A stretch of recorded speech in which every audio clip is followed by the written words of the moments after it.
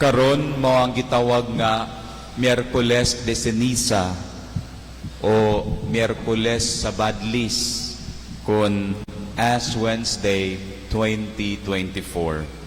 Diin pagabadlisan ug abo ang atong agtang ug kini nagpahinumdum kanato nga kini usa ka timaan sa atong pagkamakasasala ug mangayo kitag pasaylo sa atong Ginoo ug ang krus lamang ni Kristo ang nanag-iya ug muhatag kanatog kaluwasan. Dear sisters and brothers in Christ, today as Wednesday is the beginning of the season of Lent. It is a somber season within the year of the Church. The celebrant wears purple vestments at Mass.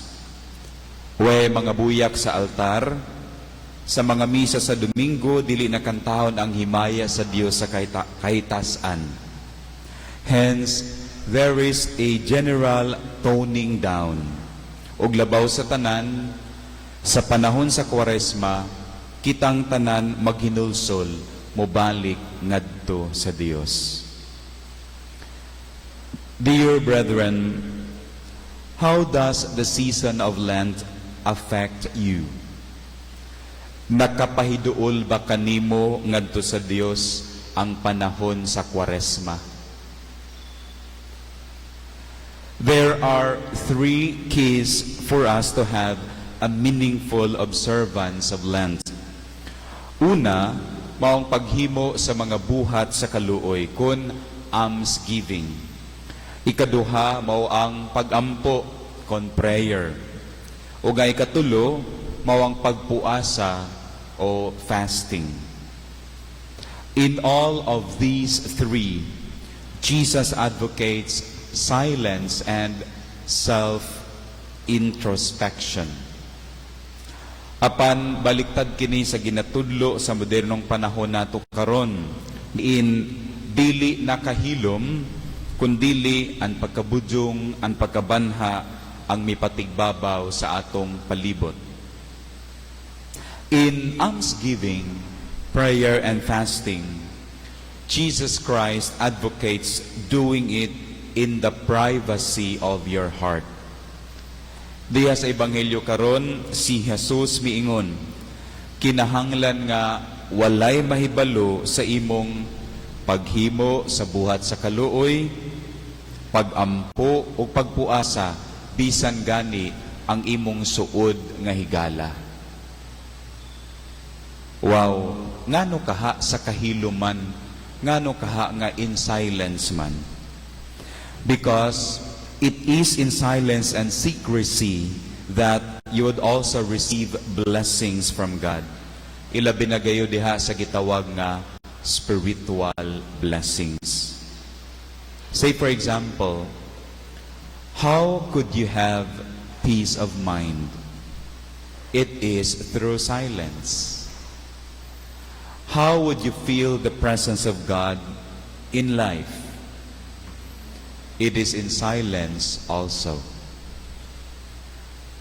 Dear sisters and brothers in Christ, our God is not a loud God.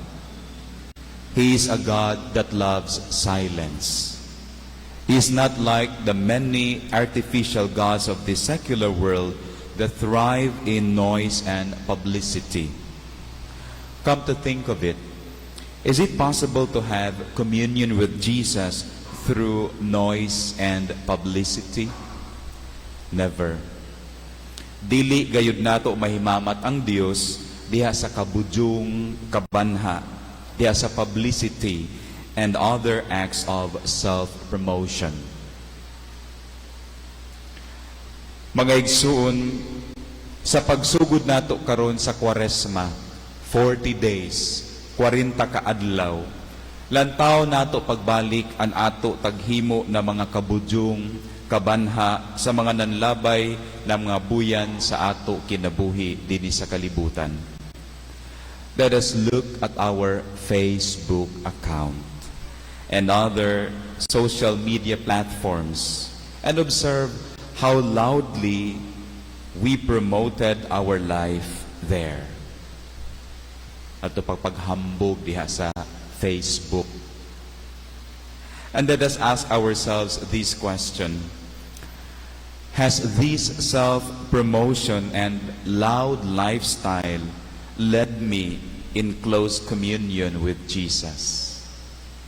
Ato mga pagpaghambog, pagpasuya, nakapasuod ba na kanato kang Jesus? Has this self-promotion, loud lifestyle led me in close communion with Jesus? Sa katapusan, mga igsuon, hinaut-unta nga pinaagi nining panahon sa Kwaresma, mupanaw kita pagbalik ngadto sa atong Ginoo, ug himuon ta kini dili diha sa kabudyong, sa kabanha, kundili diha sa kahilom sa atong kasing-kasing ug unahuna. And by doing so, may God bless us all. Amen.